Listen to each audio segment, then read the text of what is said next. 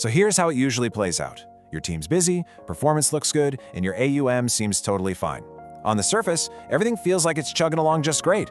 But underneath all that, the actual engine of growth, it's stalled out. The firm's hit a plateau, but the momentum you built up is masking the problem. You don't realize it until, the quarterly numbers come out and just lay it bare, a flat line. Now, it is so easy to blame the market when growth stalls, right?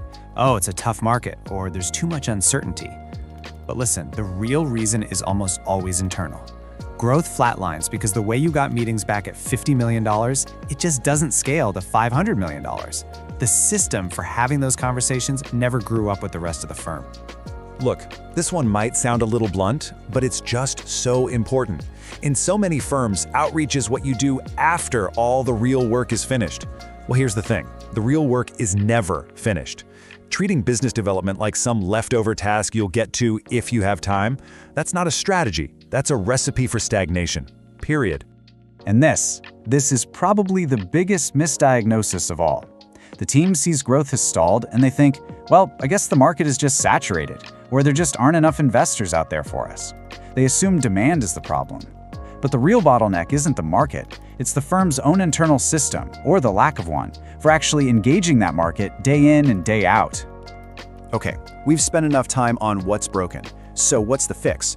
What does a healthy, predictable system for growth actually look like? Let's dive into the mechanics of a real conversation engine. And here they are, the 5 core parts of that machine. First, it all starts with weekly sourcing. That's a set time every single week where you're just building your target list. Next up, the daily outbound motion. This has to be a non-negotiable habit. You reach out every single day. Third, structured follow-up, because let's be real, almost no one says yes on the first try.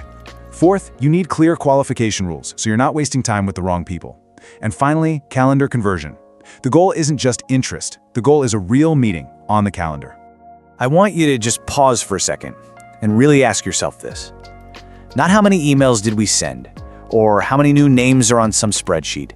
How many brand new, meaningful conversations with potential investors did your firm actually start last week?